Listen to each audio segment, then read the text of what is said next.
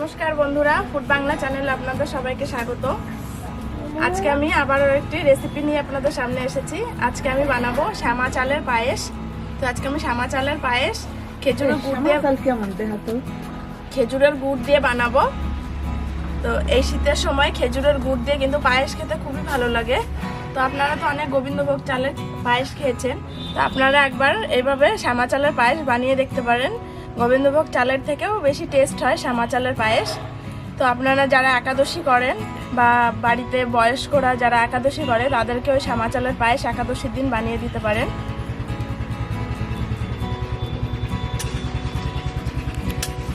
এই দেখুন আপনারা সবাই, আমার নাতি ক্যামেরা করছে, নাতি বউ রান্না করছে শ্যামা চালের পায়েস।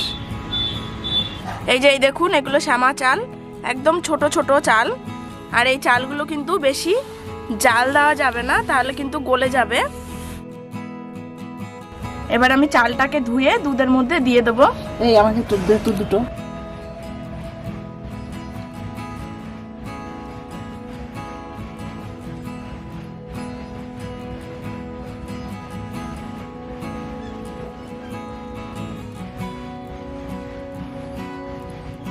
দুধটা আমি আগে থেকে জালে বসিয়ে দিয়েছিলাম, দুধটা ফুটে উঠেছে।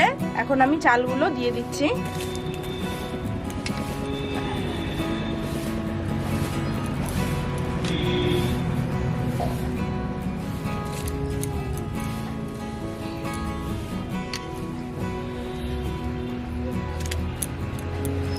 আমি দুটো শ্যামা চাল খেয়ে দেখছি কেমন লাগে।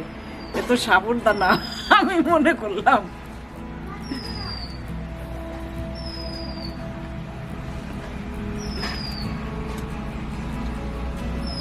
চালটা দিয়ে দিয়েছি, এবার কিছুক্ষণ আমি ফুটিয়ে নেবো। এই চালটা খুবই তাড়াতাড়ি হয়ে যায়, তো জল দিয়ে নিই একটু।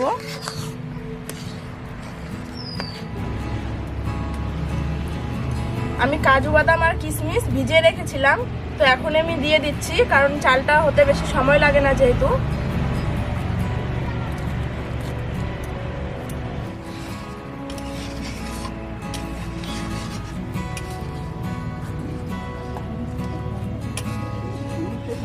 আমি এখানে কিছুটা পাউডার দুধ গুলে নেব।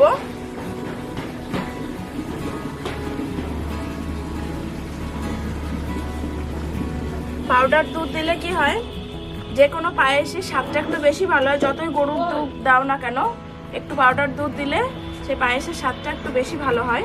তো তার জন্য আমি পাউডার দুধ একটু গুলে নিচ্ছি। এবার এটাকে আমি দিয়ে দেবো। এবার আমি পাউডার দুধ গোলাটা দিয়ে দিচ্ছি।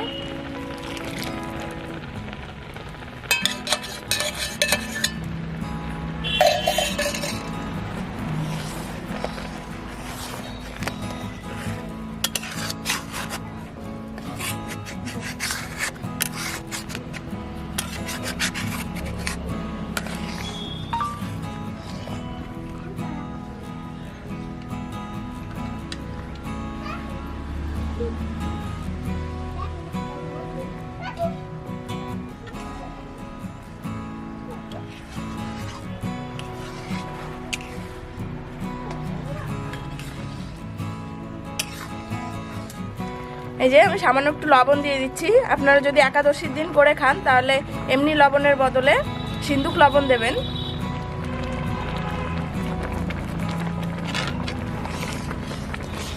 পায়েসটা প্রায় হয়ে এসেছে, আর একটু সময় ফুটিয়ে নিয়ে গুড় দিয়ে দেবো।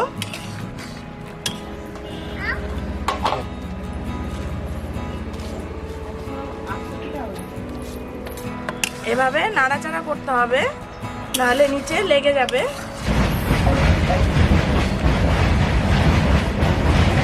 কয়েকটা এলাচ আমি ফাটিয়ে নিয়েছি, এবার দিয়ে দেবো। এলাচ দিলে বেশ গন্ধটা সুন্দর আসে। আপনারা চাইলে তেজপাতাও দিতে পারেন। এবার আমি গুড় দিয়ে দিচ্ছি।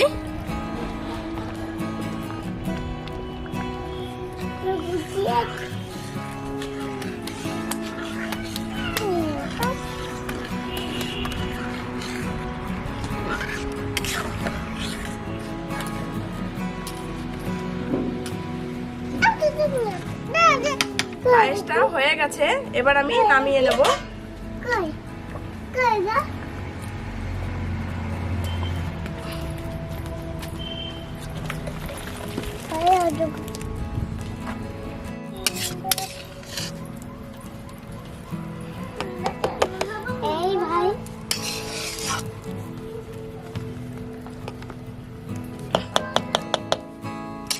শ্যামা চালের পায়েস তৈরি হয়ে গেছে।